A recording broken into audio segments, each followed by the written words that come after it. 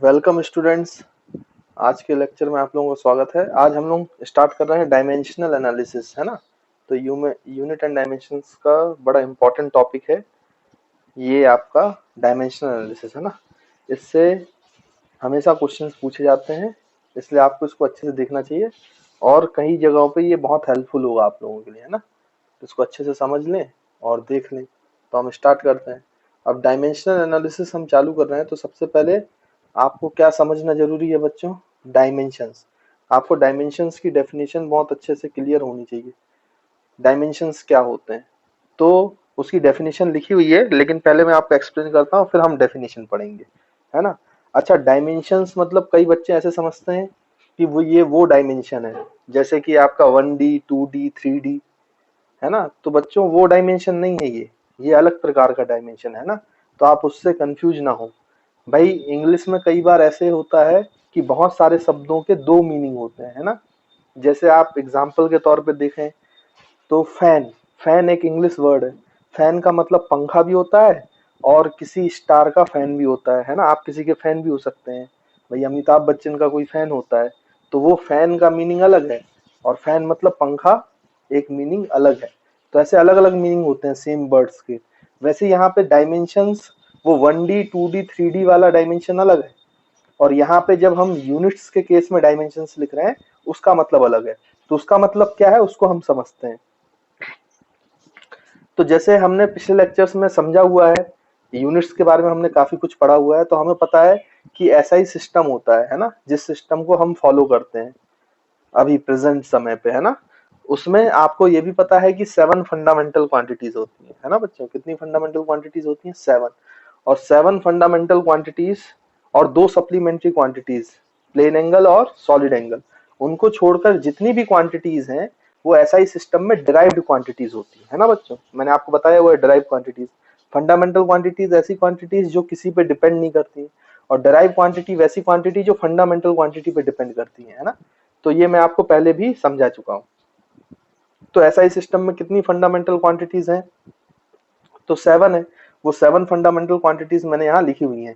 आपको पता है मास है, लेंथ है, टाइम है, करंट है, टेम्परेचर है, अमाउंट ऑफ सब्सटेंस है, और आपका इंटेंसिटी है ना बच्चों। उसकी फंडामेंटल यूनिट्स भी पता है। फंडामेंटल क्वांटिटीज की जो फंडामेंटल यूनिट्स होती हैं वो है केजी, मीटर, लेंथ के लिए मीटर, टाइम के लिए सेकंड, करंट के लिए एम्पेयर, टेम्परेचर के लिए केल्विन, अमाउंट ऑफ सब्सटेंस के लिए मोल, और इंटेंसिटी के लिए कैंडिला। ये सब आप जानते हो, है ना। अब क्या होता है कि इसको छोड़कर और वो एंगल को छोड़ के, प्लेन और सॉलिड एंगल, 2 सप्लीमेंट्री क्वांटिटी को छोड़कर, इन 9 क्वांटिटी को छोड़कर जितनी भी क्वांटिटीज आप पढ़ोगे, फोर्स, एक्सेलरेशन, वेलोसिटी, प्रेशर, बहुत सारी पढ़ने वाले हो आप, है ना। वो सारी क्वांटिटीज कैसी कहलाएंगी एसआई सिस्टम में? Derived quantities. वो सारी क्वांटिटीज कैसी कहलाएंगी बच्चों एसआई सिस्टम में? Derived quantities. यानी वो किस पे डिपेंड करती हैं? वो फंडामेंटल क्वांटिटीज पे डिपेंड करती हैं। तो फंडामेंटल क्वांटिटीज पे कैसे डिपेंड करती है कोई डिराइव क्वांटिटी? कैसे डिपेंड करती है फंडामेंटल क्वांटिटीज पे? वो समझना ही क्या है बच्चों? डायमेंशंस। मतलब एक डिराइव क्वांटिटी किस तरीके से फंडामेंटल क्वांटिटी पे डिपेंड करती है, यही हमारा डायमेंशंस है। यही इसका मतलब ही डायमेंशंस है। यानी एक डिराइव्ड फिजिकल क्वांटिटीज को आप फंडामेंटल क्वांटिटीज के टर्म्स में एक्सप्लेन करोगे, उसको रिप्रेजेंट करोगे, तो वो रिप्रेजेंटेशन ही डायमेंशंस कहलाता है। वो अभी हम एग्जांपल्स के थ्रू समझेंगे, है ना, कैसे करता है। लेकिन जब भी हम किसी डिराइव क्वांटिटी को फंडामेंटल क्वांटिटीज के टर्म्स में रिप्रेजेंट करेंगे तो हम कुछ सिंबल्स यूज करेंगे बच्चों, है ना। तो मैंने यहाँ पे जो लिस्ट दी है ये सिंबल्स की है, कि जब आप किसी डिराइव क्वांटिटी को फंडामेंटल क्वांटिटीज के टर्म में लिखोगे तो कौन सी फंडामेंटल के लिए क्या सिंबल यूज करोगे, वो तो जरूरी है, नहीं तो हमें कैसे पता चलेगा कि कौन सी फंडामेंटल क्वांटिटी। तो हमेशा याद रखेंगे, मास के लिए आप सिंबल यूज करोगे कैपिटल एम, लेंथ के लिए आप सिंबल यूज करोगे कैपिटल एल, टाइम के लिए आप सिंबल यूज करोगे कैपिटल टी, वैसे करंट के लिए कैपिटल ए, टेम्परेचर के लिए कई किताबों में कैपिटल के यूज करते हैं और कई किताबों में थीटा यूज करते हैं ना। थीटा एंगल के लिए तो यूज होता ही है, लेकिन जब डायमेंशनल एनालिसिस करते हैं तो थीटा रिप्रेजेंट करते हैं किसके लिए बच्चों? टेम्परेचर के लिए, है ना। तो कई किताबों में करते हैं, आप चाहे तो के से करें, कोई दिक्कत नहीं है। उसके बाद अमाउंट ऑफ सब्सटेंस, तो वो किया जाता है बच्चों मोल से, है ना। और आपका क्या? कैंडेला, CD CD है ना, तो ये आपका कैंडला को CD से ही रिप्रेजेंट करते हैं, तो उसमें कोई दिक्कत है नहीं। तो ये सब सिंबल्स हैं, जब हम किसी ड्राइव क्वांटिटी को फंडामेंटल क्वांटिटी के टर्म्स में रिप्रेजेंट करेंगे तो इस तरीके के सिंबल्स को हम यूज में लेंगे। तो ये बात आपको शायद क्लियर होगी अब, है ना। तो अब हम समझते हैं कि डायमेंशंस का एक्चुअल मीनिंग क्या होता है और ड्राइव क्वांटिटी को हम कैसे फंडामेंटल क्वांटिटीज में रिप्रेजेंट कर सकते हैं। अच्छा, मैं आगे बढ़ने से पहले एक चीज और आपको बता दूं कि जो हमारी फिजिक्स है बच्चों, वो 3 पार्ट में डिफाइन है ना। फिजिक्स को 3 पार्ट में वो किया गया है, मतलब उसको डिफरेंशिएट किया गया है ना। सबसे पहला जो पार्ट है वो क्लासिकल फिजिक्स कहलाती है, जिसमें मैकेनिक्स आता है, मैकेनिक्स है ना। उसके बाद फिर मॉडर्न फिजिक्स है। तो आपका जो 20th सेंचुरी था, मतलब आपकी 19th सेंचुरी खत्म होने वाली थी और 20th सेंचुरी चालू होने वाला था, तब तक हम जो फिजिक्स जानते थे, जो न्यूटोनियन फिजिक्स है, उसको हम क्लासिकल फिजिक्स बोलते हैं। और जब हमने एटम्स के बारे में पढ़ा, फिर और मॉलिक्यूलर लेवल पे गए, एटॉमिक लेवल पे गए, तो वो आपकी मॉडर्न फिजिक्स हो जाता है। जे थॉमसन के बाद का जो समय है ना, अभी आप केमिस्ट्री में पढ़ ही रहे होगे, एटॉमिक स्ट्रक्चर में, है ना। तो जे थॉमसन के बाद का जो समय था वो आपका मॉडर्न फिजिक्स है, और उसके बाद का जो समय है वो क्वांटम फिजिक्स का है।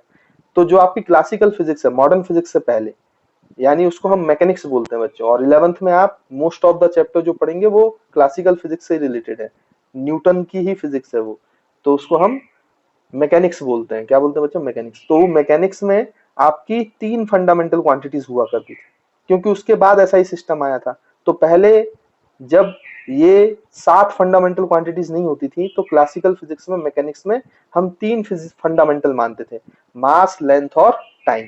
इसलिए ज्यादातर जब क्वांटिटी आपको दिखाई देगी अभी 11th क्लास में, आप देखेंगे कि वो 3 ही चीज पे डिपेंड करती हुई होगी, मास, लेंथ और टाइम। क्योंकि बाकी की क्वांटिटी, बाकी की ये जो 4 क्वांटिटी है, ये जो 4 फंडामेंटल और एक्स्ट्रा आई है, ये सब मॉडर्न फिजिक्स में इंक्लूड हुई है ना बच्चों। तो आपको याद रखना है कि मैकेनिक्स में जब हम डील करते हैं तो हम 3 फंडामेंटल क्वांटिटीज लेते हैं, मास, लेंथ और टाइम। अच्छा, आप डायमेंशन समझने का वक्त आ गया है, तो हम डायमेंशंस का मतलब समझते हैं। तो जैसे मेरे पास एक डिराइव क्वांटिटी है, भाई उसको रिप्रेजेंट करना है ना फंडामेंटल फिजिकल क्वांटिटी टर्म्स में, तो डिराइव क्वांटिटी हम एक एग्जांपल से समझते हैं इसको। जैसे हमारे पास ड्राइव क्वांटिटी है वेलोसिटी, वेलोसिटी। तो वेलोसिटी को हम क्या लिखते हैं बच्चों? वेलोसिटी का फॉर्मूला क्या है? Displacement, displacement upon time. यही हमने पढ़ा है भाई, 9th क्लास में भी आपने इसी डेफिनेशन को पढ़ा है। वेलोसिटी होता है डिस्प्लेसमेंट अपॉन टाइम। अब ये डिस्प्लेसमेंट है क्या बच्चों? डिस्प्लेसमेंट एक्चुअली में एक लेंथ है, लेंथ के साथ आप डायरेक्शन जोड़ देते हो तो उसको डिस्प्लेसमेंट बोलते हैं। हालांकि हम ये काइनेमेटिक्स जब पढ़ेंगे, 3rd चैप्टर जो आपका मोशन इन 1D है, वहां जब पढ़ेंगे वहां हम सीखेंगे। अभी तो आप ये देखिए डिस्प्लेसमेंट अपॉन टाइम। तो डिस्प्लेसमेंट एक तरीके की लेंथ है भाई।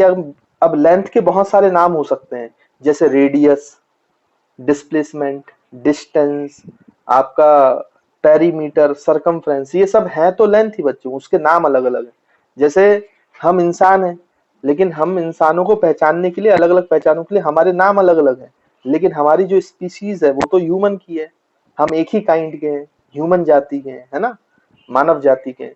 वैसे ही इसमें भी हम क्या होता है कि बहुत सारे नाम अलग अलग यूज करते हैं, उसके एप्लीकेशन पॉइंट ऑफ व्यू से, है ना, अलग अलग जगह पे यूज होता है वो लेंथ, तो हम उसको अलग नाम दे देते हैं। जैसे सर्कल में यूज करते हैं एक लेंथ, फिक्स्ड लेंथ, तो हम उसको रेडियस नाम दे देते हैं। वेलोसिटी में हम डायरेक्शन के साथ यूज करते हैं लेंथ को, तो उसको डिस्प्लेसमेंट दे देते हैं। डिस्टेंस कोई भी लेंथ है जो टोटल पाथ लेंथ हम कवर करते हैं उसको डिस्टेंस बोल देते हैं। पेरीमीटर किसी किसी भी रेक्टेंगल या उसका जो आउटर जो लेंथ होती है सरफेस की, उसको हम पेरीमीटर बोल देते हैं। सरकमफ्रेंस, आउटर जो लेंथ होती है किसकी बच्चों? सर्कल की, उसको हम सरकमफ्रेंस बोल देते हैं। तो ये नाम अलग अलग है, लेकिन उन सबकी स्पीशीज, काइंड एक ही है ना, वो क्या है बच्चों? लेंथ। इसलिए हम बोलेंगे कि जो वेलोसिटी है वो डिस्प्लेसमेंट अपॉन टाइम, मतलब लेंथ अपॉन टाइम है। और लेंथ को रिप्रेजेंट करने के लिए हमने कौन सा सिंबल लिया बच्चों? एल। तो हम डिस्प्लेसमेंट को एल से रिप्रेजेंट करेंगे और टाइम को हम कैपिटल टी से रिप्रेजेंट करते हैं। तो ये हो गया एल बाई टी। तो जो आपका वेलोसिटी का डायमेंशन हो गया बच्चों, वो हो गया एल बाई टी। अच्छा, इसको ऐसे भी लिख सकते हैं हम, टी को ऊपर ले जाओ, हम डायमेंशन एक ही लाइन पे लिखते हैं। तो टी को ऊपर ले जाओगे तो टी की पावर 1 थी, तो ऊपर जाएगा तो आपको पता है मैथमेटिक्स के अनुसार पावर नेगेटिव हो जाती है ना, तो डिनोमिनेटर में t की पावर +1 थी, तो न्यूमरेटर में जाते ही जो t की पावर है वो -1 हो जाएगी, है ना बच्चों। अब क्योंकि हम ये डायमेंशंस रिप्रेजेंट कर रहे हैं भाई, वेलोसिटी जो है वो एक ड्राइव क्वांटिटी है, वो फंडामेंटल क्वांटिटीज के टर्म्स में रिप्रेजेंट हो गई। यानी हमने कहा कि वेलोसिटी किन किन फंडामेंटल क्वांटिटीज पे डिपेंड करती है, तो हमने बता दिया कि वो लेंथ पे डिपेंड करती है और वो टाइम पे डिपेंड करती है। अब क्योंकि हम डायमेंशंस रिप्रेजेंट कर रहे हैं, इसलिए हमें इसको सिंबल के लिए ऐसे स्क्वायर ब्रैकेट लगाना पड़ता है। यानी जब भी हम स्क्वायर ब्रैकेट में लिखते हैं तो इसका मतलब ये होता है कि उसके अंदर जो लिखी गई चीज है वो डायमेंशंस रिप्रेजेंट कर रही है ना। ऐसा हमारा भाई स्टैंडर्ड है, हमने बनाया हुआ है। तो ये बात आपको याद रखना है कि जब भी डायमेंशंस लिखेंगे तो एक लाइन में लिखेंगे, अगर कोई चीज डिनोमिनेटर में उसको न्यूमरेटर में ले आएंगे और उसमें ब्रैकेट लगा देंगे, तो हमें पता चल जाएगा कि उस ड्राइव क्वांटिटी की वो डायमेंशंस लिखी गई है ना। नहीं तो एल का मतलब तो फिर बहुत सारी चीजें हो सकती है, ऐसे में तो हमें पता भी नहीं चलेगा, है ना। इसलिए हम डायमेंशंस रिप्रेजेंट कर रहे हैं, इसलिए उसको स्क्वायर ब्रैकेट में लिखते हैं। अब देखो बच्चों, जैसे मैंने आपको बताया मैकेनिक्स, मैकेनिक्स में कितनी क्वांटिटी होती है भाई, मैकेनिक्स में जो आपकी फंडामेंटल क्वांटिटी थी वो 3 होती हैं, जैसे मैंने आपको बताया एम एल टी। तो जब भी आप मैकेनिक्स की क्वांटिटी जैसे वेलोसिटी है इसको रिप्रेजेंट करते हैं तो आपको ये तीनों लिखना पड़ता है, एम भी, एल भी और टी भी। लेकिन आप देखो यहाँ तो एम आया ही नहीं है भाई, वेलोसिटी मास पे डिपेंड करता ही नहीं ना। तो आप यहाँ पे जब मास लिखोगे तो मास की पावर 0 कर दोगे भाई, जो किसी चीज पे डिपेंड नहीं करता उसकी पावर 0 कर दो, तो ये तो 1 हो गया। और एल की पावर 1 है ही और टी की पावर -1, ऐसे रिप्रेजेंट करते हैं, है ना। जनरली आपको किताबों में जब आप मैकेनिक्स पढ़ते हो तो आपको एम एल टी तीनों दिया होता है, भले ही उसमें मास आया नहीं है तो उसकी पावर आप क्या कर देते हो, 0 कर देते हो, सिंपल, है ना। आप चाहो तो एल टी -1 ही रिप्रेजेंट करते रहो और किताबों में ऐसा लिखा रहेगा, तो आपको कंफ्यूज होने की जरूरत नहीं है। बस मैं ये कहना चाहता था, है ना। तो ये आपको समझ में आना चाहिए। और जैसे ही आपने इसको स्क्वायर ब्रैकेट में ऐसे लिख दिया तो ये हम बोलने लगते हैं ये हमारे वेलोसिटी का डायमेंशनल फॉर्मूला है, डायमेंशनल फॉर्मूला, है ना। मतलब उसके डायमेंशन से जो फॉर्मूला बना है उसको हमने डायमेंशनल फॉर्मूला। अब डायमेंशंस की डेफिनेशन पढ़ने के पहले हम समझ लेते हैं डायमेंशन क्या होता है। देखो ये जो वेलोसिटी है ड्राइव क्वांटिटी, ये आपकी डिफाइन हो गई कि किस किस फंडा, हमने रिप्रेजेंट कर दिया कि कौन कौन से फंडामेंटल क्वांटिटीज पे डिपेंड करती है। भाई वेलोसिटी मास पे डिपेंड करती है कि नहीं है, नहीं है क्योंकि इसकी पावर 0 है। भाई वेलोसिटी लेंथ पे डिपेंड करती है कि नहीं, करती है क्योंकि लेंथ की पावर कितनी है बच्चों, 1। और वेलोसिटी टाइम पे डिपेंड करती है, हाँ वो भी करती है क्योंकि उसकी पावर है कितनी बच्चों, -1। तो हम बोलेंगे कि जो डायमेंशंस हैं ये फंडामेंटल क्वांटिटीज की जो पावर आई हैं यही हमारी वेलोसिटी के क्या है बच्चों, डायमेंशंस हैं। तो हम इसको ऐसे लिखेंगे, dimensions, dimensions of velocity are 0 in मास।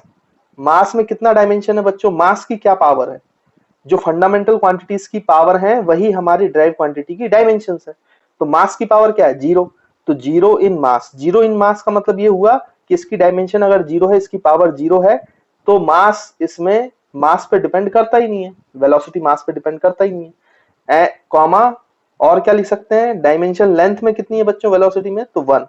तो 1 in length, 1 in length and time की पावर कितनी है बच्चों, फंडामेंटल क्वांटिटी तो -1, तो -1 इन टाइम। तो जो हमने डिराइव क्वांटिटी वेलोसिटी ली थी, हमने सबसे पहले वेलोसिटी को किसके टर्म्स में लिखना चाहा, फंडामेंटल क्वांटिटीज के टर्म्स में, है ना। और फंडामेंटल क्वांटिटीज कौन कौन सी फंडामेंटल क्वांटिटीज पे डिपेंड करता है, लेंथ और टाइम पे, मास या किसी दूसरी क्वांटिटी पे डिपेंड नहीं करता है। तो जो इनकी पावर्स है फंडामेंटल क्वांटिटीज की, जो ड्राइव क्वांटिटी में आई है, वो पावर्स फंडामेंटल क्वांटिटीज की ही क्या कहलाती है बच्चों, डायमेंशंस। जैसे यहाँ पे मास की पावर 0 थी तो 0 इन मास है डायमेंशन, लेंथ की पावर 1 थी तो 1 इन लेंथ है, और -1 है तो -1 इन टाइम है।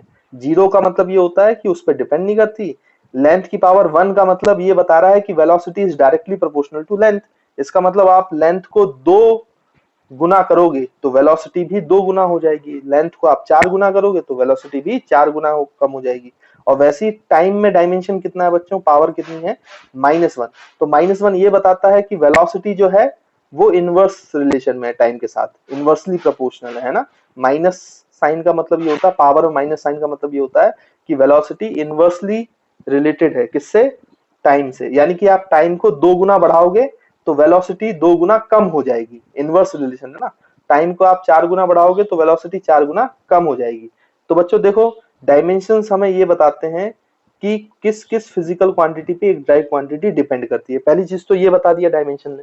दूसरी चीज, जो ये पावर्स हैं, डायमेंशंस हैं, ये हमें बताता है कि एक ड्राइव क्वांटिटी जिस फंडामेंटल क्वांटिटी पे डिपेंड कर रही है तो कैसे कर रही है, कितना कर रही है। जैसे डायरेक्टली प्रोपोर्शनल टू लेंथ है और इनवर्सली प्रोपोर्शनल टू टाइम है ना बच्चों। तो ये हमें इंफॉर्मेशन कौन देता है, डायमेंशंस देता है। तो इसलिए यहाँ पे देखो, अब आप पढ़ोगे डायमेंशंस की डेफिनेशन तो आपको समझ में आ जाएगा।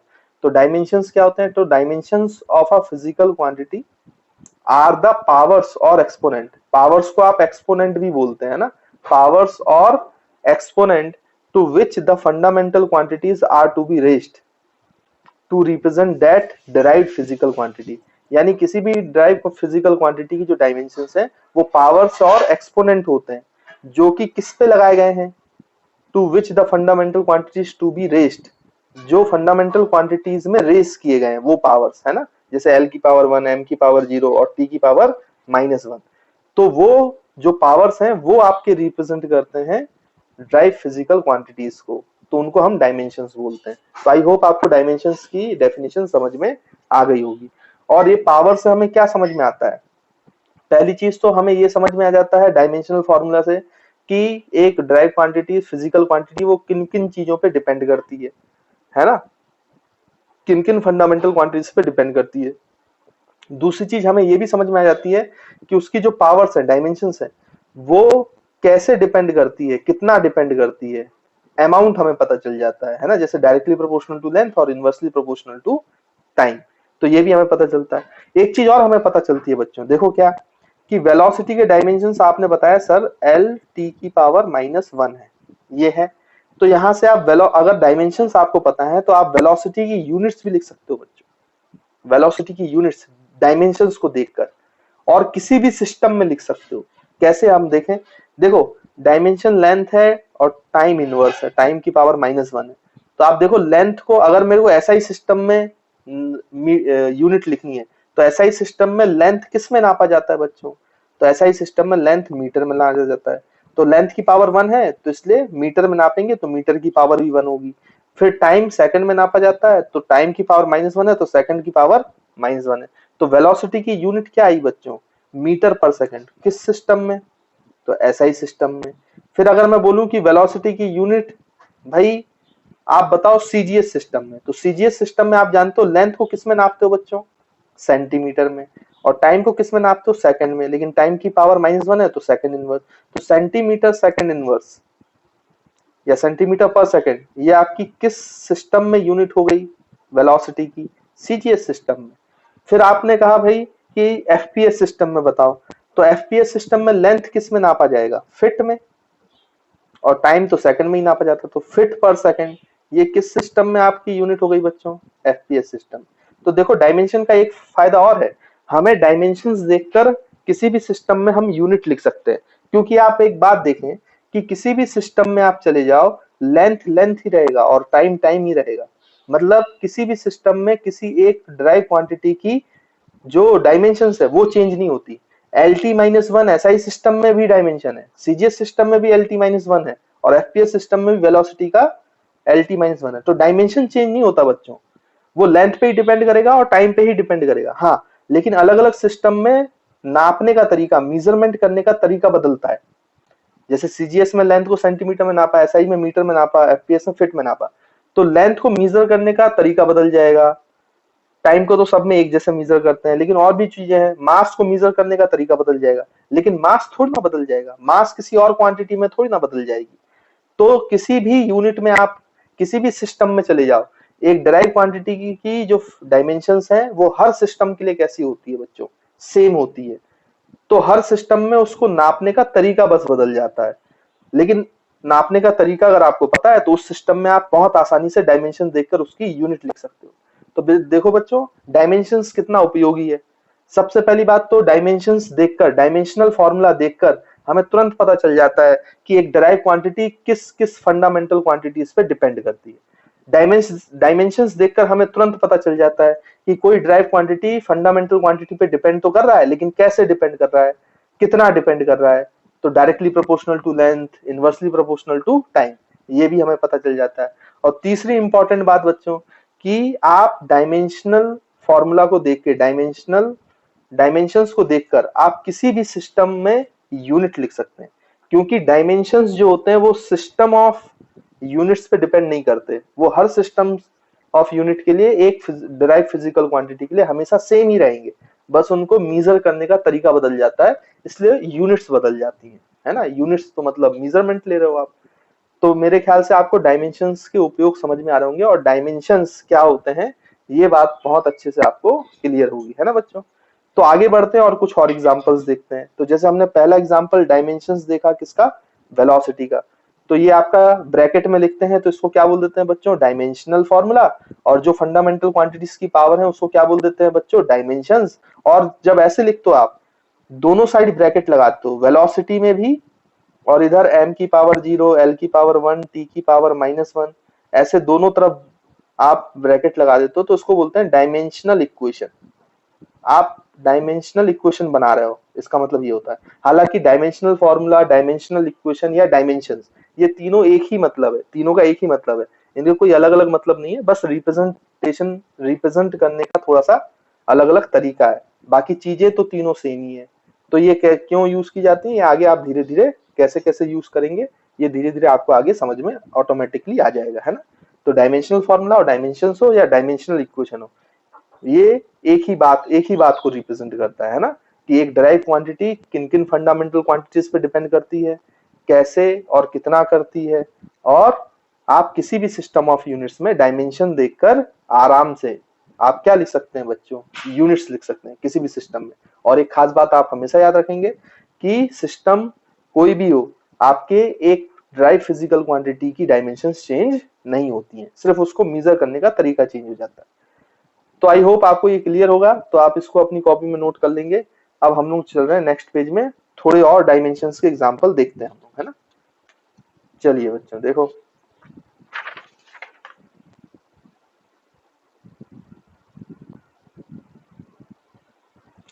अब देखो बच्चों, अभी आपने देखा कि वेलोसिटी का डायमेंशंस जो होता है वो कितना होता है, L-t-1। और अगर आप मैकेनिक्स में चलें तो m भी लिखना पड़ेगा, लेकिन m पे मास पे डिपेंड नहीं करता, तो m की पावर 0 लिख देते हैं, है ना।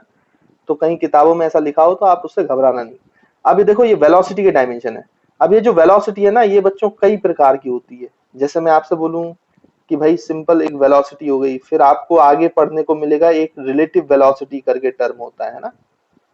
फिर आपको एक पढ़ने को मिलेगा आगे चल के ग्रेविटेशन में एस्केप वेलोसिटी, है ना, एस्केप वेलोसिटी। फिर और आगे आप चलोगे तो आपको मिलेगा टर्मिनल वेलोसिटी। ऐसे वेलोसिटी के कई सारे नाम हैं, लेकिन ये सब है वेलोसिटी। जैसे हम बोलूं चेंज इन वेलोसिटी, वेलोसिटी में कितना चेंज आ रहा है, तो चेंज इन वेलोसिटी। तो ऐसे कितनी भी आप चीजें देखें, कितने भी नाम, मतलब एक जो डायरेक्ट क्वांटिटी है उसके अलग अलग जगहों पे उपयोग करने के कारण बहुत सारे नाम हो सकते हैं, relative velocity, escape velocity, terminal velocity, change in velocity. लेकिन नाम कितने भी अलग अलग हो, ये है तो एक ही क्वांटिटी, तो इन सबके डायमेंशन सेम होते हैं, दैट इज L-t-1।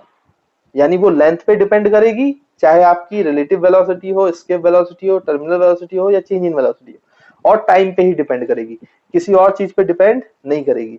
तो मैं आपको इस बात से बस ये समझाना चाहता हूं कि एक ही चीज को बोलने के बहुत सारे नाम हो सकते हैं, बहुत सारे तरीके हो सकते हैं उसको बोलने के, लेकिन उन सबको भले ही आप अलग अलग तरीके से बोलो, लेकिन उसकी जो डायमेंशंस है वो सेम है।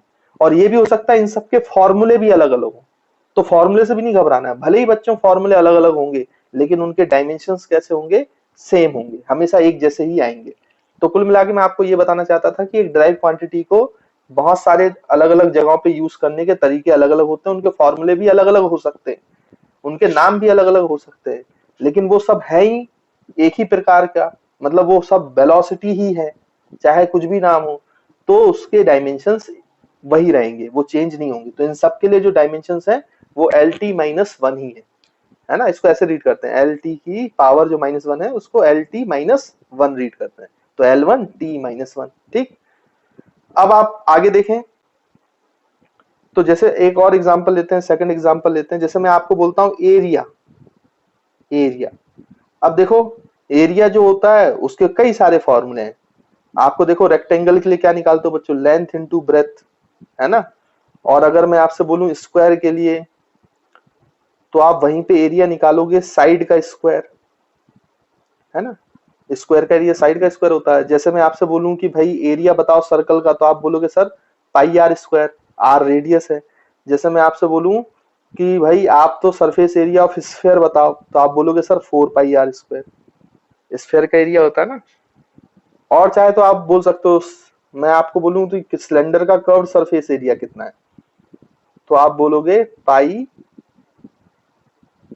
2 pi r into length of the cylinder, है ना। तो इस तरीके से एरिया के बहुत सारे फॉर्मूले हैं अलग अलग स्ट्रक्चर के।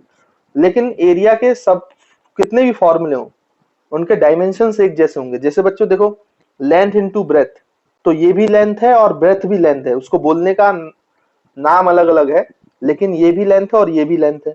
तो आप इसको बोलोगे length into length, fundamental quantities में रिप्रेजेंट करोगे ना, तो लेंथ इनटू लेंथ। तो एरिया के डायमेंशंस कितने आ जाएंगे, लेंथ इनटू लेंथ, तो इसकी पावर 1 इसकी पावर 1, दोनों की पावर ऐड हो जाएगी तो एल स्क्वायर। ये एरिया का डायमेंशन है। वैसे ही आप इस फॉर्मूले से भी निकालोगे, तो साइड भी तो बच्चों लेंथ है, तो लेंथ इंटू लेंथ, तो लेंथ का स्क्वायर। तो आप इस फॉर्मूले से भी निकालोगे स्क्वायर के एरिया से, तब भी आपका डायमेंशन जो है वो एल स्क्वायर ही आएगा, L2 ही आएगा। वैसे पाई आर स्क्वायर, अब ये पाई जो है बच्चों ये कांस्टेंट है, और पाई का कोई डायमेंशन नहीं होता। जो नंबर्स होते हैं ना बच्चों 2 3 4 पाई, तो इनके कोई डायमेंशंस नहीं होते हैं। ये ऐसे कांस्टेंट है जो डायमेंशंस नहीं होते, डायमेंशन लेस कांस्टेंट। हालांकि मैं इसके बारे में आगे चर्चा करूंगा कि डायमेंशन लेस कांस्टेंट और डायमेंशनल कांस्टेंट क्या होते हैं। लेकिन अभी या तो आप समझो पाई है, 4 है, 2 है, इनके कोई डायमेंशंस नहीं होते, तो वो डायमेंशंस में इंक्लूड नहीं होंगे, क्योंकि ये किसी फंडामेंटल क्वांटिटी पे डिपेंड नहीं करते भाई, ना मास पे डिपेंड करते हैं ना लेंथ पे डिपेंड करते हैं। 4 तो 4 है, चाहे मास हो कुछ भी हो, लेंथ कुछ भी हो, 4 4 ही रहेगा, 2 2 ही रहेगा, पाई पाई ही रहेगा, इसलिए इनको इंक्लूड नहीं करेंगे हम। तो यहाँ पे रेडियस, अब रेडियस भी तो एक प्रकार की लेंथ है।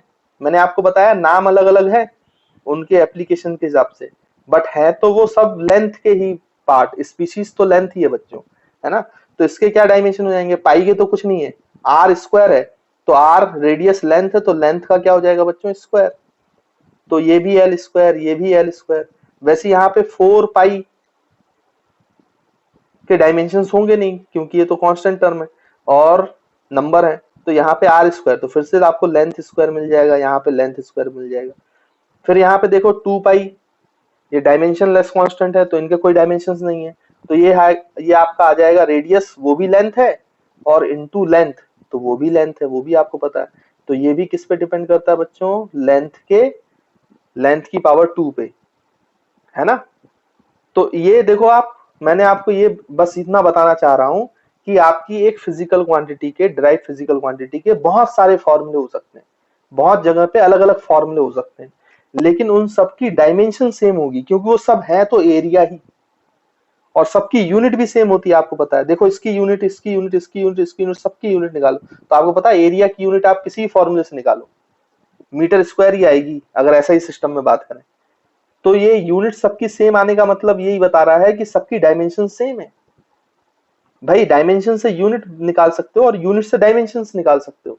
तो ये आपको पता चल रहा है कि आप एक क्वांटिटी के बहुत सारे फॉर्मूले हो सकते हैं, लेकिन आप किसी फॉर्मूले से निकालो उसके डायमेंशन चेंज नहीं होंगे, क्योंकि उसकी यूनिट चेंज नहीं होगी, तो उनके डायमेंशन हमेशा सेम रहेंगे। तो ये एक और इम्पोर्टेंट बात है जो आपको नोट करनी चाहिए, है ना बच्चों। तो आप इसको ध्यान से लिख लेना अपनी कॉपी में कि एक फिजिकल क्वांटिटी के बहुत सारे फॉर्मूले हो सकते हैं, बट उनकी डायमेंशन हमेशा सेम होती है। तो एरिया का डायमेंशन आ गया बच्चों, एरिया का डायमेंशन आ गया कितना, एल स्क्वायर। और अगर आप मैकेनिक्स में लिखना चाहें तो वहां पे 3 क्वांटिटी लिखनी पड़ती है, मास, लेंथ और टाइम, ये आपको पता है, लेकिन इसमें मास और टाइम तो था नहीं, तो इनकी डायमेंशंस कितनी हो जाएंगी बच्चों, 0 0। और लेंथ की डायमेंशंस कितनी हो जाएगी, 2, क्योंकि ये सिर्फ किस पे डिपेंड करता है, 2 पर, मतलब लेंथ पर। और लेंथ पे भी कैसे डिपेंड करता है, कितना डिपेंड करता है, तो उसकी पावर 2 पे डिपेंड करता है। मतलब अगर आप लेंथ को 2 गुना बढ़ाओगे तो उसकी पावर 2 से एरिया बढ़ेगा, तो एरिया 4 गुना बढ़ेगा। लेंथ को 3 गुना बढ़ाओगे एरिया 9 गुना बढ़ेगा, लेंथ को 4 गुना बढ़ाओगे तो एरिया उसका पावर 4 की पावर में 2 तो 16 गुना बढ़ेगा, है ना। तो कितना डिपेंड करता है ये भी हमें डायमेंशन बताता है। तो इसको भी हम लिख सकते हैं कि dimensions of area are 2 in length, और आप चाहो तो बाकी की चीजें भी लिख सकते हो, कॉमा 0 इन मास, लेकिन वो पता है कि वो डिपेंड तो करता नहीं है, और 0 इन टाइम, चाहो तो लिख लेना, नहीं चाहो तो नहीं लिखना, कोई दिक्कत नहीं। बस लेंथ में हमें पता चलना चाहिए कि एरिया सिर्फ लेंथ पे डिपेंड करता है और किसी चीज पे डिपेंड नहीं करता है, मास कुछ भी हो टाइम कुछ भी हो उससे कोई फर्क नहीं पड़ता है, और लेंथ पे डिपेंड करता है और लेंथ की पावर 2 से डिपेंडेंसी है। ये हमें बात समझ में आ जाती है। ऐसी बच्चों तीसरी क्वांटिटी अगर मैं देखा जाए, तो अब मैं ये बार बार चीजें नहीं बताऊंगा, मैंने आपको बता दिया कि कितने ही फॉर्मूले हो, अगर एक फिजिकल क्वांटिटी है उसके कितने भी नाम हो, अगर वो सेम फिजिकल क्वांटिटी है तो उनके डायमेंशन चेंज नहीं होते, वो वही रहते हैं। उसके बाद आप ध्यान से देखो तो हम वॉल्यूम, तो वॉल्यूम एक डिराइव क्वांटिटी है जो आपको पता है length into breadth into height, आप तो किसी भी फॉर्मूले से निकाल लो, डायमेंशन तो सेम ही आने। तो यहाँ से आप उसके डायमेंशन निकालोगे तो लेंथ भी फंडामेंटल क्वांटिटी लेंथ है, ब्रेथ भी लेंथ को ही कहने का तरीका है, और हाइट भी लेंथ को ही कहने का तरीका है। तो इसकी पावर 1 + 1 + 1, तो इसकी पावर हो जाएगी क्यूब। तो आपके वॉल्यूम का जो डायमेंशन है बच्चों वो कितनी आई, L3। ऐसी आप चाहो तो फोर्थ डेंसिटी भी निकाल सकते हो आप बच्चों, डेंसिटी। तो डेंसिटी की क्या यूनिट हो जाएगी, देखो भाई, डेंसिटी की यूनिट हो जाएगी, डेंसिटी का फॉर्मूला आपको पता होना चाहिए, तो डेंसिटी का फॉर्मूला मास अपॉन वॉल्यूम। तो मास तो खुद एक फंडामेंटल क्वांटिटी है तो उसको m से रिप्रेजेंट करेंगे, अपॉन वॉल्यूम, तो वॉल्यूम के डायमेंशंस क्या है बच्चों, L3, ये हमने देखा है। तो इस मैंने आपको बताया कि डिनोमिनेटर में चीज है तो उसको न्यूमरेटर में ले जाओ, एक ही लाइन में लिखते हैं हम डायमेंशंस, है ना। तो हम इसको लिखेंगे ml-3, और डायमेंशंस लिख रहे हैं तो स्क्वायर ब्रैकेट लगा दो। तो हम बोलेंगे कि dimensions of density are 1 in mass, मास की पावर देखो बच्चों 1 है तो 1 इन मास, एंड -3 इन लेंथ, और -3 जो है वो लेंथ की पावर है, तो -3 इन लेंथ, और उसको रीड करेंगे ml-3, है ना, ml-3। तो अच्छे से याद रखेंगे, इस तरीके से डायमेंशंस लिखते हैं, रिप्रेजेंट करते हैं, और इस तरीके से उसको सॉल्व करते हैं। तो आई होप आपको डायमेंशंस का बेसिक फंडामेंटल्स क्लियर होगा, है ना। तो इसको जल्दी से नोट कर लो, फिर हम आगे बढ़ते हैं। तो चलो बच्चों आगे बढ़ते हैं। तो हमने अभी डेंसिटी के डायमेंशन निकाले थे, चलो 5th नंबर की क्वांटिटी, हम इसके डायमेंशंस निकाल के देखते हैं, रिलेटिव डेंसिटी, है ना। तो रिलेटिव डेंसिटी क्या होता है बच्चों, ये आपको पता है, 9th में पढ़ा हुआ है आपने, या फिर मैं आपको बता दूं रिलेटिव डेंसिटी को आप स्पेसिफिक ग्रेविटी भी बोलते हो, स्पेसिफिक ग्रेविटी, है ना। ये याद कर लो, कई बार ये नाम आता है तो आपको याद होना चाहिए, रिलेटिव डेंसिटी को ही स्पेसिफिक ग्रेविटी कहा जाता है ना बच्चों। तो इस बात को आप ध्यान में रखेंगे। तो देखो रिलेटिव डेंसिटी क्या होता है, तो रिलेटिव डेंसिटी भी आप जानते हो बहुत अच्छे से, रिलेटिव डेंसिटी का फॉर्मूला होता है क्या, RD is equals to density of substance, किसी भी सब्सटेंस का density upon density of water, density of water, है ना। तो आपको पता है, अब इसके डायमेंशंस निकालो आप रिलेटिव डेंसिटी के, तो डेंसिटी ऑफ सब्सटेंस तो डेंसिटी है, और नीचे भी डेंसिटी है, चाहे सब्सटेंस का हो चाहे वाटर का हो, वो तो मास अपॉन वॉल्यूम ही दिखा जाएगा ना। इसका मतलब उसकी जो डायमेंशन है वो ml की पावर -3 होगी, अभी डेंसिटी की डायमेंशन हमने देखी, और डेंसिटी ऑफ वाटर हो तब भी उसकी डायमेंशंस, भाई इनकी वैल्यू अलग अलग होगी लेकिन डायमेंशंस ये फंडामेंटल किस पे डिपेंड करते हैं, तो मास और वॉल्यूम पे ही डिपेंड करते हैं, ये तो थोड़ी ना बदलेगा, उनकी वैल्यू अलग अलग होगी। तो देखो ये दोनों डायमेंशंस कट जाएंगे, तो ये कैसा आएगा बच्चों, डायमेंशन लेस, डायमेंशन लेस, या डायमेंशन लेस को हम ऐसे ही बोल सकते हैं, ये यहाँ पे m की पावर भी 0 आएगी, l की पावर भी 0 आएगी, और t की पावर भी 0 आएगी। तो रिलेटिव डेंसिटी ना तो मास पे डिपेंड करती है, ना आपके लेंथ पे डिपेंड करती है, ना ही आपके किस पे डिपेंड करती है बच्चों? टाइम पे डिपेंड करती है, तो किसी चीज पे डिपेंड ही नहीं करती है। डायमेंशनलेस का यही मतलब है। तो रिलेटिव डेंसिटी बच्चों कैसी क्वांटिटी है आपकी? Dimensionless quantity. और ये डायमेंशनलेस क्वांटिटी है और इसकी कोई यूनिट होती है क्या बच्चों? तो आपने इसकी कोई यूनिट नहीं पढ़ी होगी। तो ये डायमेंशनलेस भी है और यूनिटलेस भी है। तो डायमेंशनलेस भी है और यूनिटलेस भी है, तो ये आपको समझना है। ये सिर्फ एक नंबर है, या फिर आप ऐसा बोलो ये प्योर रेशियो है, प्योर। जब सेम क्वांटिटी का रेशियो लेते हो ना आप, जैसे density upon density, volume upon volume, length upon length, तो ये प्योर रेशियो है। जैसे आपका डेंसिटी था तो मास अपॉन वॉल्यूम था, तो वो प्योर रेशियो नहीं था, क्यों? मास अलग था और नीचे वॉल्यूम अलग था। लेकिन अगर सेम क्वांटिटी का रेशियो ले रहे हो आप, तो वो क्या कहलाएगी? आपका प्योर रेशियो। तो वो प्योर रेशियो डायमेंशनलेस भी होता है और बच्चों यूनिटलेस भी होता है ना। ये जैसे ये रिलेटिव डेंसिटी डायमेंशनलेस भी है और यूनिटलेस भी है। तो आई होप आपको ये बात क्लियर होगी। तो रिलेटिव डेंसिटी, जैसे मैं आपको बोलूं कि डेंसिटी ऑफ मरकरी जो होती है Hg, वो आपकी होती है 13600 kg पर मीटर क्यूब। और डेंसिटी ऑफ वाटर जो होता है वो भी आपको पता है 1000 kg पर मीटर क्यूब, है ना, स्क्वायर नहीं, मीटर क्यूब। तो आप अगर इसको निकालोगे तो रिलेटिव डेंसिटी ऑफ मरकरी जो होगा वो हो जाएगा बच्चों 1300 बाई 1000, और इसको आप सॉल्व करोगे तो ये आएगा 13.6। तो रिलेटिव डेंसिटी ऑफ मरकरी कितना है? 13.6। हमें इससे ये पता चलता है, इस नंबर से हमें क्या पता चलता है कि डेंसिटी ऑफ मरकरी जो है वो 13.6 times of density of water है। देखो relative density into density of water करो तो डेंसिटी ऑफ सब्सटेंस आ जाएगा, मतलब वाटर की डेंसिटी से कितने गुना ज्यादा डेंसिटी है मरकरी की। तो 13.6 ये बताता है हमें। कौन बताता है ये चीज? Relative density. तो इसमें कोई यूनिट की जरूरत नहीं है, सिर्फ ये नंबर बताता है। तो ये डायमेंशनलेस है और यूनिटलेस है ना। तो आई होप आपको रिलेटिव डेंसिटी का कंसेप्ट समझ में आया होगा। अब कई बार जब ये एग्जाम्पल मैं बच्चों को बताता हूँ तो बच्चों के माइंड में एक बात बैठ जाती है कि जितनी भी डायमेंशनलेस क्वांटिटी है वो सभी यूनिटलेस होती है। लेकिन बच्चों ऐसा सोचना गलत है, ये बिल्कुल गलत परसेप्शन है। ऐसा आपको सोचना नहीं है कि सारी डायमेंशनलेस क्वांटिटी यूनिटलेस है। क्यों? क्योंकि मैं आपको एग्जांपल से समझाता हूँ। जैसे मैं सिक्स्थ फिजिकल क्वांटिटी देता हूँ, अपना प्लेन एंगल। आपने प्लेन एंगल पढ़ा ही हुआ है, बड़ी इंपॉर्टेंट क्वांटिटी है हमारे लिए, है ना, जिसको थीटा से रिप्रेजेंट करते हैं। तो आपने क्या पढ़ा था बच्चों उसकी डेफिनेशन फिजिक्स में? तो थीटा आपने पढ़ा था आर्क लेंथ अपॉन रेडियस। तो थीटा की डेफिनेशन से था आर्क लेंथ अपॉन रेडियस। देखो आर्क लेंथ तो ये लेंथ ही है, तो इसके डायमेंशन एल है। वैसी रेडियस भी क्या है बच्चों? लेंथ ही है, तो उसका डायमेंशन भी एल है। तो एल और एल कट गए, तो ये क्या है बच्चों? एम की पावर 0, एल की पावर 0, टाइम की पावर 0। यानी ये जो अपना प्लेन एंगल है ये एक कैसी क्वांटिटी है बच्चों? डायमेंशनलेस। कैसी क्वांटिटी है बच्चों? डायमेंशनलेस। लेकिन क्या ये यूनिटलेस है? तो हम बोलेंगे दिस इज नॉट यूनिटलेस। ये यूनिटलेस नहीं है, डायमेंशनलेस है बट यूनिटलेस नहीं है, क्योंकि theta equals to arc length upon radius. इसकी यूनिट आप रेडियन लिखते हो, इसकी यूनिट आप क्या लिखते हो बच्चों? रेडियंस। और अगर मैथमेटिक्स में आए तो आप वहां पे यूनिट लिखते हो डिग्रीज में, है ना।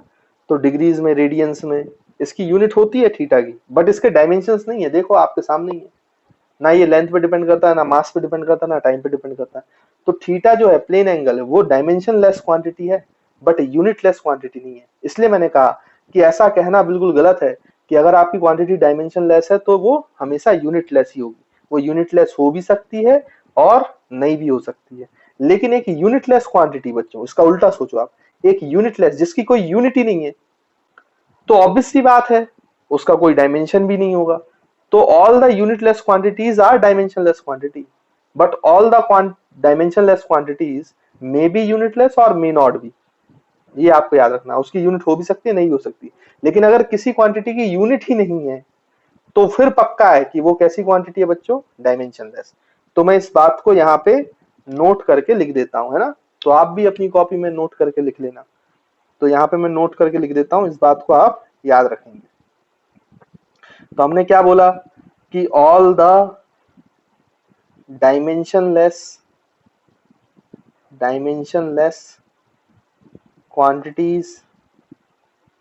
quantities may be unitless और may not be, full stop.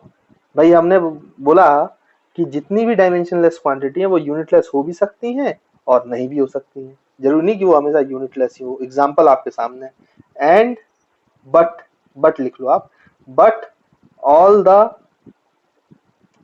unitless quantity, all the unitless quantities must be dimensionless। लेकिन इसका उल्टा ट्रू है बच्चों, लेकिन जितनी भी यूनिटलेस क्वांटिटी है वो पक्का डायमेंशनलेस होंगी, है ना। तो ये बात आपको अच्छे से याद रखना है। तो आई होप आपको ये पॉइंट भी बहुत अच्छे से क्लियर होगा, है ना।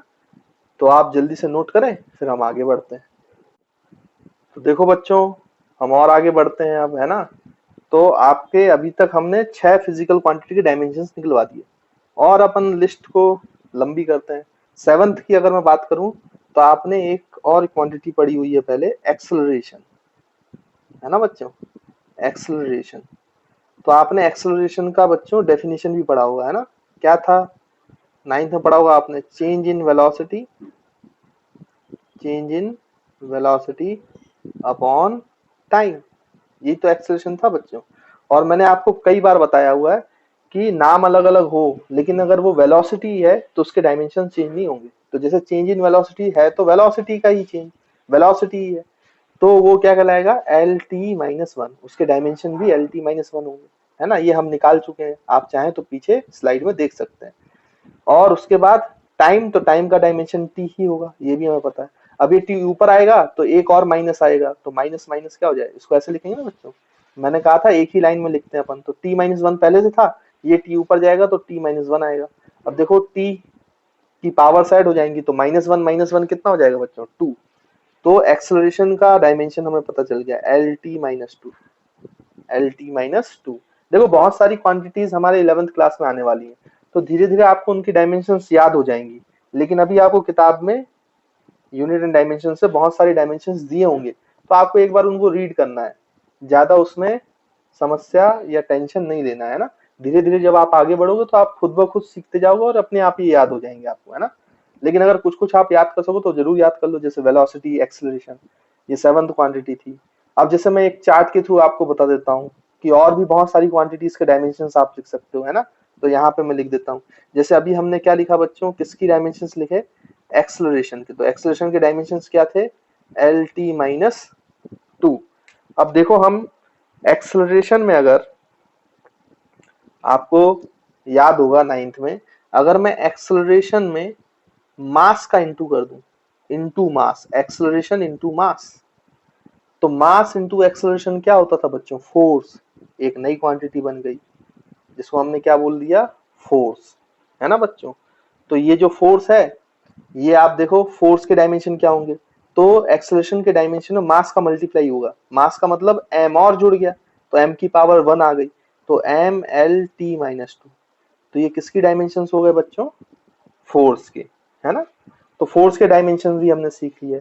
आप और भी सीख सकते हो भाई, फोर्स इंटू डिस्प्लेसमेंट कर दो आप, फोर्स इंटू डिस्प्लेसमेंट। तो फोर्स इंटू डिस्प्लेसमेंट क्या होता है बच्चों, फोर्स इंटू डिस्प्लेसमेंट तो आपको पता होगा वर्क डन होता है ना। ये आपको पता है वर्क डन, वर्क डन के डायमेंशन क्या हो जाएंगे, डिस्प्लेसमेंट मतलब लेंथ, लेंथ का और मल्टीप्लाई हुआ तो एक लेंथ तो था ही, एक और लेंथ का मल्टीप्लाई होगा तो L2 हो जाएगा। तो वर्क डन का डायमेंशन हो गया बच्चों एल एम एल टू और टी माइनस टू। अच्छा, ऐसी कई सारी क्वांटिटीज होती हैं जो क्वांटिटी का नाम अलग अलग है लेकिन उनके डायमेंशन सेम है, जैसे वर्क डन का ML2 T माइनस टू, और वर्क डन की कैपेसिटी जो होती है वो एनर्जी होती है, तो एनर्जी की भी डायमेंशन यही है, या हम बोले एनर्जी, एनर्जी एंड। तो वर्क डन और एनर्जी के दोनों के डायमेंशंस क्या है बच्चों, ML2 T माइनस टू। या फिर आपको बाद में जाकर एक और नाम मिलेगा जब रोटेशनल मोशन आपको पढ़ाया जाएगा, टॉर्क। तो टॉर्क के भी डायमेंशन यही होते हैं, ML2 T माइनस टू। तो मैं आपसे बस ये बात समझाना चाहता हूँ इसको लिखकर कि एक्चुअली में बहुत सारे आपके क्वांटिटीज होती हैं, फिजिकल क्वांटिटीज होती हैं, जो फिजिकल क्वांटिटीज अलग अलग हैं। मैं सेम फिजिकल क्वांटिटी की बात नहीं कर रहा हूँ। वर्क डन एनर्जी अलग अलग क्वांटिटी है, टॉर्क एक अलग क्वांटिटी है, बट इनके डायमेंशंस कैसे हैं, सेम है। तो कई बार आपको ऐसे क्वेश्चन भी पूछा जाता है कि डिफरेंट फिजिकल क्वांटिटीज के नाम बताओ जिनके डायमेंशन सेम है। ऐसे 2 या 4 पेयर बताओ, आपको बोलेंगे। तो वो पेयर कौन कौन से हैं बच्चों? आपका energy, work done and torque, ये सब एक ही पेयर है। एनर्जी, वर्क डन और टॉर्क, है ना। तो ऐसे आपको मैं ये बता रहा हूं कि एक डायमेंशन रखते हुए डिफरेंट फिजिकल क्वांटिटी हो सकती है ना। कई डिफरेंट फिजिकल क्वांटिटी हो सकती हैं, उनके डायमेंशन सेम हो सकते हैं। तो ये आपका एक पेयर है, मतलब बहुत सारी क्वांटिटीज हैं जिनके डायमेंशन सेम है। तो आई होप आपको क्लियर होगा। अब इसके बच्चों आगे देखें अगर अपन, तो देखिए वर्क डन आ गया। वर्क डन के बाद आप वर्क डन को डिवाइड करो टाइम से। तो वर्क डन को अगर आप टाइम से डिवाइड करोगे तो देखो आपको क्या मिलता है बच्चों, आपको मिलता है power. Work done by time क्या होता है? पावर। यानी टाइम का एक और डिवीजन हो जाएगा। तो टाइम की पावर -1 इसमें मल्टीप्लाई होगा। तो -2 पहले से था, -1 और हो गया, तो -3 हो जाएगा। तो पावर के डायमेंशंस क्या हो जाएंगे? ml2t-3, ml2t-3। तो इस तरीके से आप क्या लिख सकते हो बच्चों? पावर लिख सकते हो, है ना। तो ऐसी आप वो करते करते बहुत सारी क्वांटिटीज के आप क्या लिख सकते हैं? डायमेंशंस को लिख सकते हो। जैसे मैं और आपको लिख के बताता हूँ इसी में। तो देखो बच्चों, हम और भी फिजिकल क्वांटिटीज के डायमेंशंस लिखते हैं। कैसे? देखिए, अगर हम इस फोर्स को डिवाइड बाय एरिया कर दें, तो आपको पता है force divided by area pressure होता है।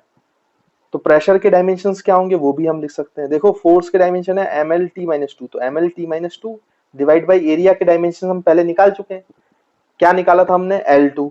तो यहाँ से ये L-2 ऊपर जाएगा, +1 -2 -1 बचेगा। तो प्रेशर के डायमेंशन आ जाएंगे ml-1 t-2। तो ये आपके प्रेशर के डायमेंशन हो गए।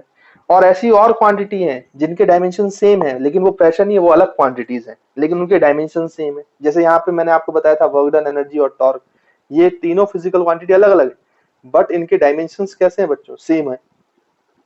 वैसे ही प्रेशर जैसे डायमेंशन और क्वांटिटी के होते हैं। वो क्वांटिटीज हैं आपकी स्ट्रेस। अब ये स्ट्रेस क्या होता है इसके बारे में आपको अभी नहीं सोचना है, ये हम पढ़ेंगे स्ट्रेस, तो आपको दिखाएंगे कि यही डायमेंशंस आते हैं। या फिर आपका स्ट्रेस की बजाय एक और क्वांटिटी होती है जिसके सेम डायमेंशन होते हैं, उसको बोलते हैं modulus of elasticity. Modulus of elasticity, तो इसको भी हम पढ़ेंगे कि ये मॉडुलस ऑफ इलास्टिसिटी क्या होता है ना। तब देखेंगे तो इसके भी डायमेंशंस यही होंगे। But stress, modulus of elasticity और प्रेशर, ये तीनों क्वांटिटी अलग अलग है। तो आपसे पूछा जाए भाई ऐसी और क्वांटिटीज बताओ जिनके डायमेंशन सेम है, तो एक हो गया आपका वर्क डन, एनर्जी, टॉर्क। दूसरा पेयर हो गया आपका प्रेशर, स्ट्रेस और मॉडुलस ऑफ इलास्टिसिटी, है ना बच्चों। इसी तरीके से आप देखो इस फोर्स में, मैं दूसरे कलर से अब बना देता हूं। इस फोर्स में अगर आप इस तरीके से डिवाइड बाई लेंथ करें, फोर्स पर यूनिट लेंथ, अगर आप डिवाइड बाई लेंथ करेंगे फोर्स पर यूनिट लेंथ, तो आपको एक क्वांटिटी मिलती है जिसको हम बोलते हैं सरफेस टेंशन। Surface tension.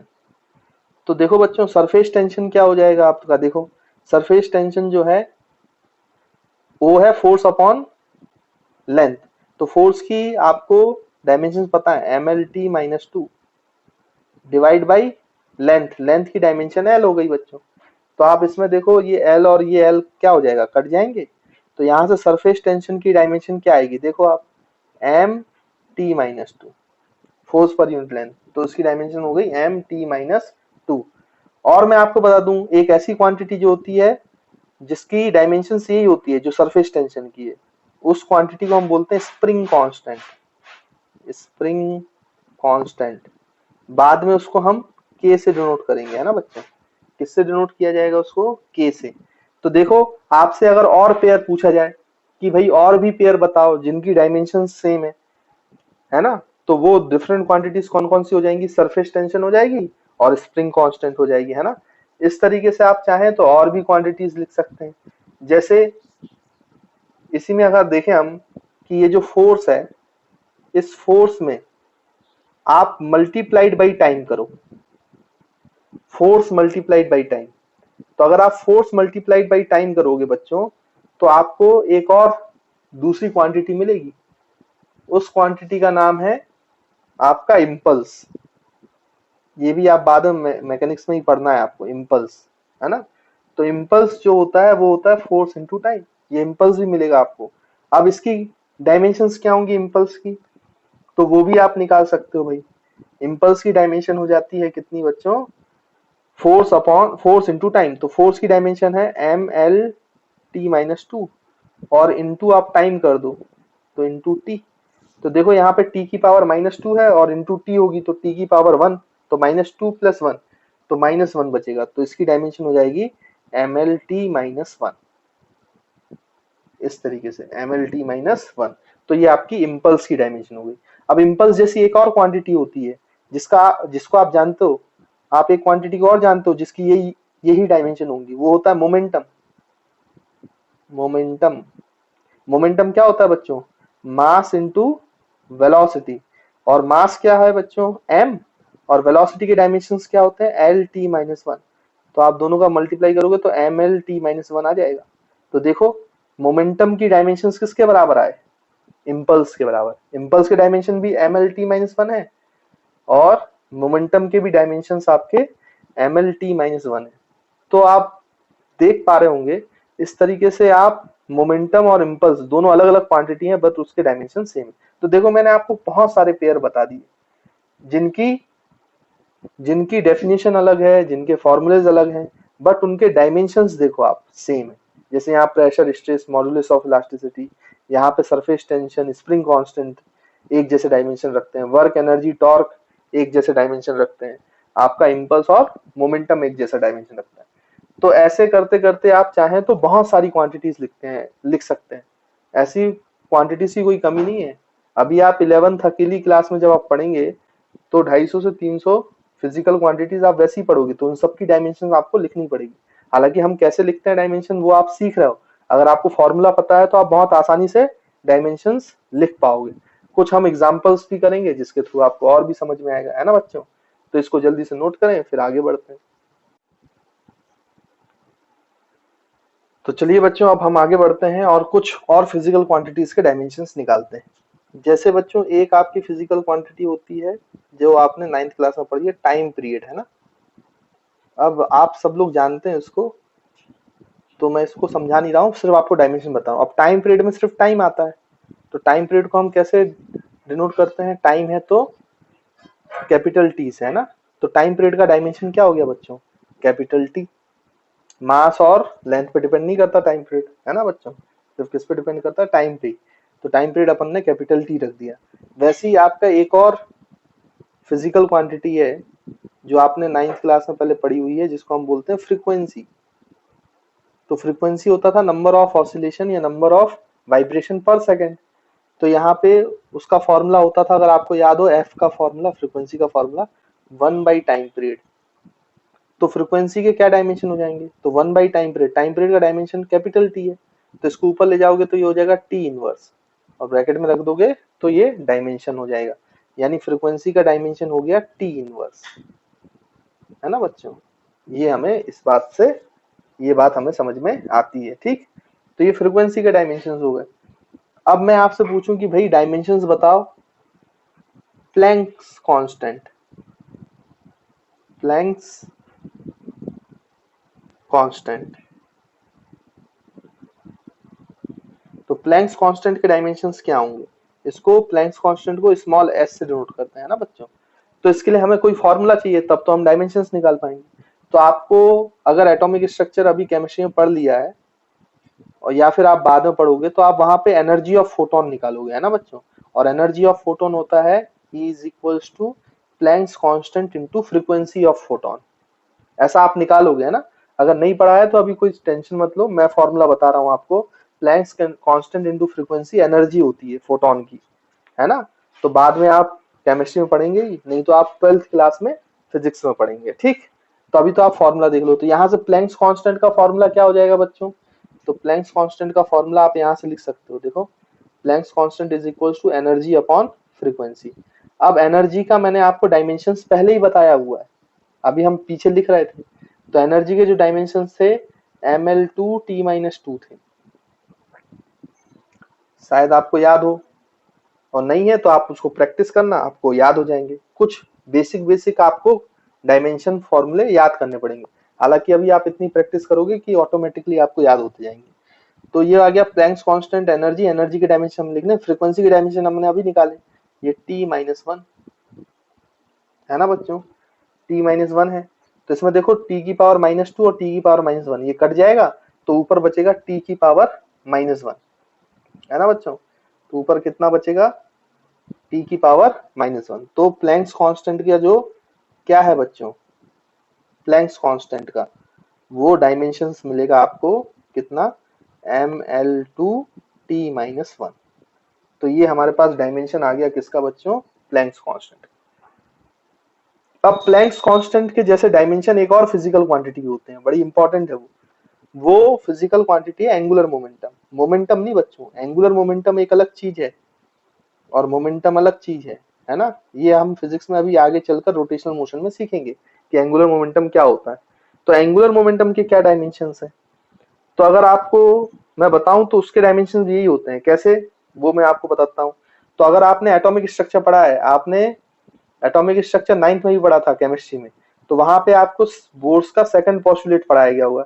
तो उसमें बताया गया होगा कि जो स्टेशनरी ऑर्बिट्स होते हैं न्यूक्लियस के अराउंड, वो स्टेशनरी ऑर्बिट की रेडियस वही होती है जो वो उसी ऑर्बिट्स में घूमते हैं जो ऑर्बिट इसको फॉलो करती हो, यानी उस ऑर्बिट का एंगुलर मोमेंटम nh/2 हो, मतलब इंटीजर मल्टीपल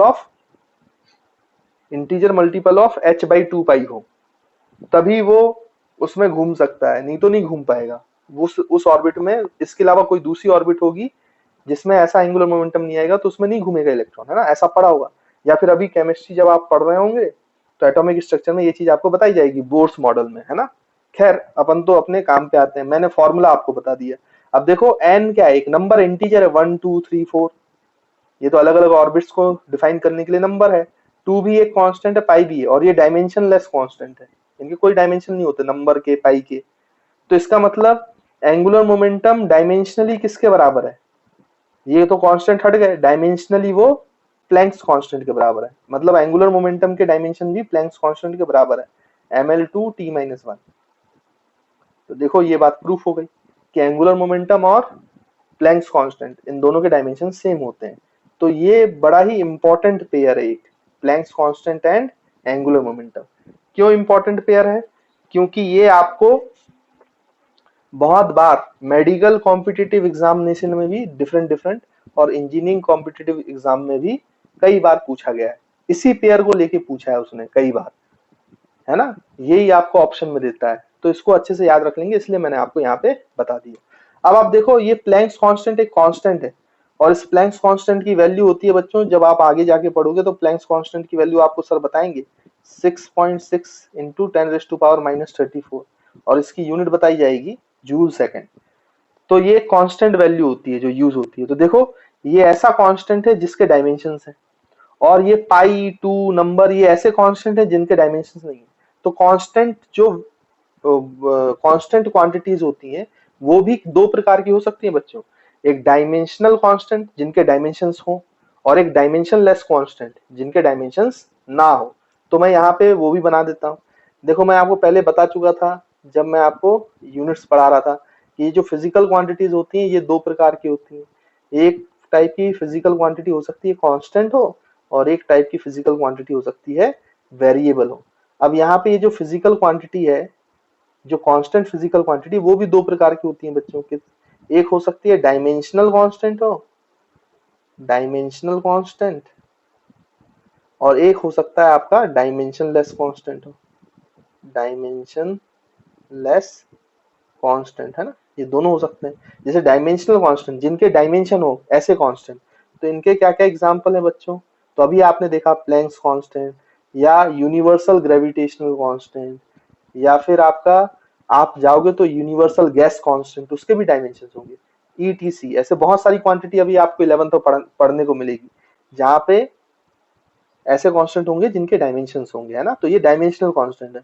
और ऐसे ही बहुत सारे कांस्टेंट हैं जो डायमेंशनलेस है, जैसे कि आपका ये वाला बच्चों, जैसे आपने मैंने अभी आपको बताया था पाई हो गया, है ना, या फिर आपका क्या हो गया बच्चों 2, 4, एनी नंबर, ये सब कांस्टेंट जो है ये डायमेंशनलेस है, मतलब इनके कोई डायमेंशंस नहीं है। वैसे जो आपके वेरिएबल्स होते हैं बच्चों, ये वेरिएबल्स भी दो प्रकार के हो सकते हैं, डायमेंशनल वेरिएबल्स, डायमेंशनल वेरिएबल और डायमेंशनलेस वेरिएबल, डायमेंशनलेस वेरिएबल। अब ये क्या होता है बच्चों, डायमेंशनल वेरिएबल के अगर मैं एग्जांपल दूं तो जैसे वेलोसिटी, फोर्स, ये सब वेरिएबल्स हैं और इनकी डायमेंशन भी है, एक्सेलरेशन, ईटीसी, तो ये डायमेंशनल वेरिएबल हुए। और जैसे डायमेंशनलेस वेरिएबल की बात करूं तो प्लेन एंगल थीटा, आपका सॉलिड एंगल, है ना, उसको ऐसे ओम से रिप्रेजेंट करते हैं सॉलिड एंगल, ये बाद में आपको पढ़ाया जाएगा, एक्सेट्रा, ऐसे बहुत सारी क्वांटिटीज होती हैं। तो ऐसे वेरिएबल हैं जिनकी डायमेंशंस नहीं है बट वेरिएबल की तरह एक्ट करते हैं। तो मैंने आपको बता दिया फिजिकल क्वांटिटी कांस्टेंट और वेरिएबल होती हैं, और ये कांस्टेंट दो प्रकार के हो सकते हैं, डायमेंशन लेस कांस्टेंट भी हो सकते हैं, डायमेंशनल कांस्टेंट भी हो सकते हैं। वैसे आपके वेरिएबल भी दो प्रकार के हो सकते हैं, डायमेंशनल वेरिएबल, ऐसे वेरिएबल जिनकी डायमेंशन हो सकती है, उसकी तो गिनती नहीं है, बहुत सारी क्वांटिटीज मिलेंगी आपको। और डायमेंशन लेस वेरिएबल, ये भी बहुत सारी क्वांटिटी होती है, आप वन बाई वन जब आगे पढ़ेंगे फिजिक्स में तो आपको समझ में आएंगी। तो डायमेंशन लेस वेरिएबल भी हो सकते हैं, है ना बच्चों। तो आई होप आपको डायमेंशंस का बेसिक फंडा क्लियर होगा और आपको ये सारी बातें समझ में आ गई होंगी, क्लियर होंगी, है ना। तो जल्दी से हम एक क्वेश्चन कर लेते हैं और अभी इसको टॉपिक को एंड करते हैं, फिर इसके यूजेस वगैरह हमें पढ़ने हैं और हम इससे रिलेटेड क्वेश्चन कैसे करेंगे एग्जामिनेशन में वो हमें सीखना है, तो वो हम धीरे धीरे आप सीखेंगे। जैसे क्वेश्चन के फॉर्म में मैं आपसे बोलूं कि आपको जी के डायमेंशन बताने, किसके डायमेंशन बच्चों, यूनिवर्सल ग्रेविटेशनल कांस्टेंट, जी यूनिवर्सल ग्रेविटेशनल कांस्टेंट। तो यूनिवर्सल ग्रेविटेशनल कांस्टेंट के डायमेंशन बताने हैं तो हमें जी से रिलेटेड फॉर्मूला पता होना चाहिए। तो आपने एक फॉर्मूला इसका 9th में पढ़ा हुआ है, क्या पढ़ा हुआ है बच्चों, फोर्स इज इक्वल्स टू दो मासेस के बीच का जो फोर्स होता है वो किसके बराबर होता है, जी, capital G, m1 m2 upon दोनों के बीच की डिस्टेंस का स्क्वायर। तो यहां से जी का फॉर्मूला आप निकाल लो, जी का formula force into r square divide by mass m1 into m2। तो यहाँ से जी के डायमेंशन आप लिख सकते हो। फोर्स का जो फॉर्मूला है, तो फोर्स के डायमेंशन क्या है बच्चों, ये अभी आपने निकाला था mlt-2, ये फोर्स का डायमेंशन है। आर स्क्वायर, तो यहाँ पे वो एल स्क्वायर हो जाएगा, है ना, आर लेंथ है, डिस्टेंस है, उसका स्क्वायर। और मास, तो मास इंटू मास, तो मास का स्क्वायर। अब देखो बच्चों ये m2 ऊपर जाएगा तो m की पावर -2 ऊपर जाएगी और यहाँ पे +1 था तो ये -1 बचेगा, तो जो g का डायमेंशन होगा वो कितना हो जाएगा, m की पावर -1, है ना, ये आप सॉल्व कर सकते हो, तो आप सॉल्व कर लेना। तो g के डायमेंशन होंगे m की पावर -1, l देखो l की पावर 1 और l की पावर 2, तो l की पावर 3। आप एक काम करो, मैं इसको यहाँ लिख देता हूँ ना, यहाँ पे अपने पास जगह है। तो यहाँ से g के जो डायमेंशन है वो देखो, आप इसको सॉल्व करोगे तो m की पावर -1 आ जाएगी, l और l स्क्वायर, तो 1 + 2 3 हो जाएगी, तो l की पावर क्यूब हो जाएगी और t की पावर -2 है ही। तो ये किसके डायमेंशन हो जाएंगे बच्चों, g के। तो ये आपके यूनिवर्सल ग्रेविटेशनल कांस्टेंट के डायमेंशन है। जैसे मैंने अभी बताया, gravitational universal gravitational constant is a कैसी क्वांटिटी है बच्चों, डायमेंशनल क्वांटिटी, तो इसके डायमेंशंस होते हैं।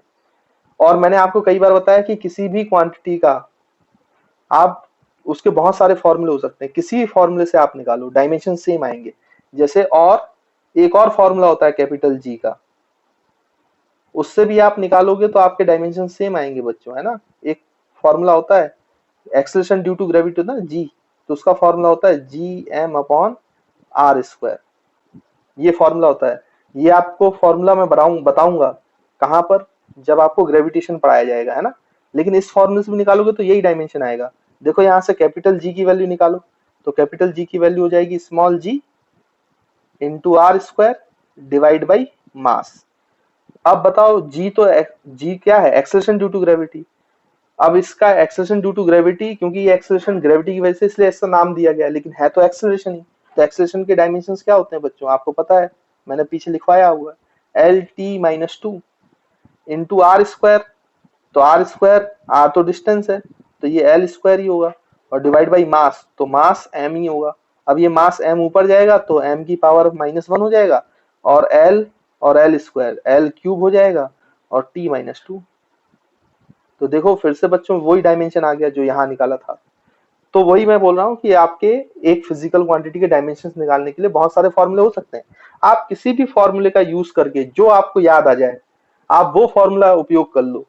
आपके डायमेंशंस, अगर आपने फॉर्मूला सही से लिखा है तो जो आपके डायमेंशंस हैं वो गड़बड़ नहीं होंगे, वो बिल्कुल सही आएंगे, है ना बच्चों। तो इस तरीके से आज मैंने आपको बेसिक बेसिक चर्चा की है डायमेंशंस की, और बहुत सारी क्वांटिटीज के मैंने आपको डायमेंशंस लिख के बता दिए, है ना। ऐसे आप एनसीईआरटी में देखेंगे या एनसीईआरटी बुक में पीछे अपेंडिक्स में देखेंगे तो आपको एक लिस्ट मिलेगी 100 क्वांटिटीज की, उनकी डायमेंशंस लिखी हुई हैं, उनके फॉर्मूला लिखे हैं, डायमेंशनल फॉर्मूला लिखे हैं। तो वो लिस्ट आप एक बार जरूर देख लेना। मैं ये नहीं कह रहा हूँ कि आपको रटना है, याद करना है, लेकिन एक बार आप देख लेंगे तो आपको अच्छा लगेगा। और बाकी आप धीरे धीरे जैसे जैसे फिजिक्स में आगे बढ़ेंगे तो 2 साल में आपको इतनी क्वांटिटीज सीखनी है तो आप ऑटोमेटिकली इनके डायमेंशंस भी निकालना सीख लेंगे वहां पे, है ना। तो उसमें आपको घबराने की कोई जरूरत नहीं। इसको नोट करेंगे, बाकी की चीज हम नेक्स्ट लेक्चर में पढ़ेंगे।